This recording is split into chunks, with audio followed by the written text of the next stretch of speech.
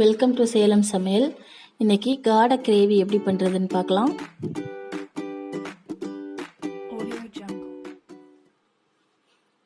அதுக்கு தேவையான பொருட்கள்: பெரிய வெங்காயம் 2, தக்காளி 3,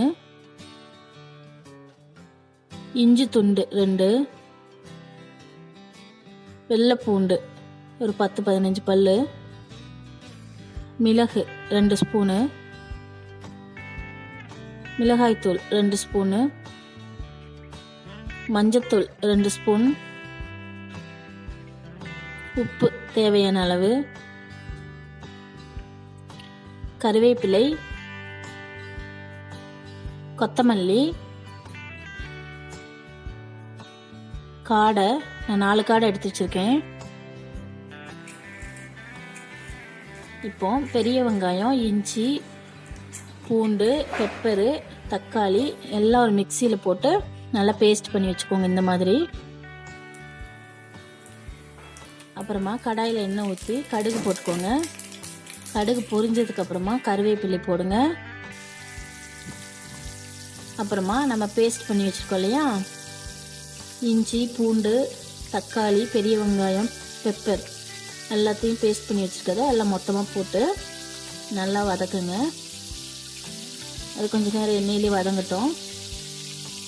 அதோட பச்சை வாசனை போய் ஒரு நல்ல ஸ்மெல்லு வரும். அந்த ஸ்மெல் வர வரைக்கும் நீங்கள் வதக்கலாம். இப்போ பச்சை வாசனை போயிடுச்சு, லைட்டாக ஸ்மெல்லு வர ஆரம்பிச்சிருச்சு. இந்த ஸ்டேஜில் மஞ்சள் தூள் 2 ஸ்பூன் போட்டுக்கோங்க.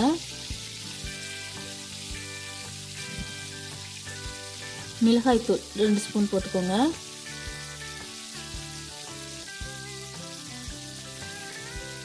கொத்தமல்லி கொஞ்சமாக போட்டுக்கோங்க, கொஞ்சம் ஃப்ளேவருக்காக போட்டுக்கோங்க. நல்லா வதக்குங்க.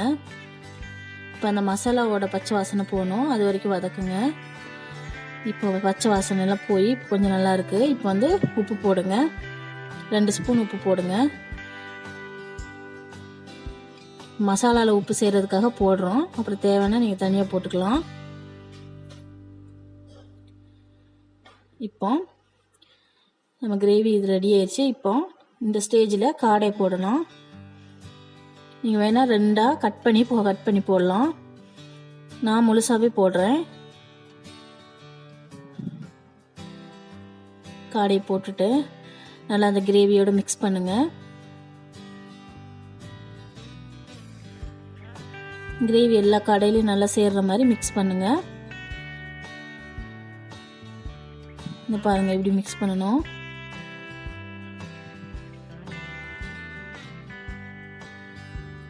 எல்லா கடையிலையும் சேர்ற மாதிரி நல்லா அந்த கிரேவி மசாலா பிடிக்கிற மாதிரி மிக்ஸ் பண்ணிட்டு ஒரு 5 நிமிஷம் இந்த இதிலே இருக்கட்டும். ஒரு 3-4 நிமிஷம் வரைக்கும் இந்த கிரேவிலேயே கொஞ்சம் அது வேகட்டும்.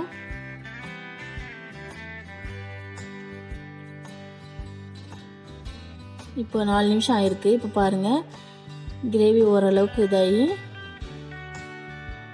கறி லைட்டாக வெந்திருக்கு.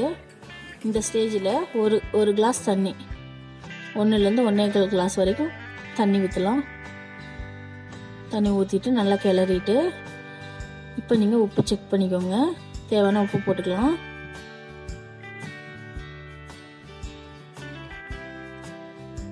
பார்த்துட்டு நீங்கள் இப்போ க்ளோஸ் பண்ணி வச்சுருங்க. இப்போ மீடியம் ஃப்ளேமில் ஒரு 10 to 15 மினிட்ஸ் இதை குக் பண்ண போகிறோம். பாருங்கள், 15 நிமிஷம் ஆயிடுச்சு. இப்போ வந்து நல்லா நமக்கு காடை தொக்கு ரெடி ஆயிடுச்சு.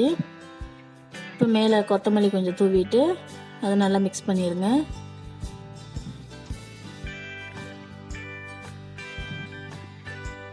பாருங்கள், எனக்கு நல்லா ரெடி ஆயிருக்கு காடை கிரேவி. சாப்பாட்டுக்கு சாப்பிட்லாம். இது ரொம்ப நல்லாயிருக்கும். இது மாதிரி இன்னும் நிறைய வீடியோ பார்க்கணுன்னா எங்கள் சேனலுக்கு லைக் பண்ணுங்கள், சப்ஸ்கிரைப் பண்ணுங்கள்.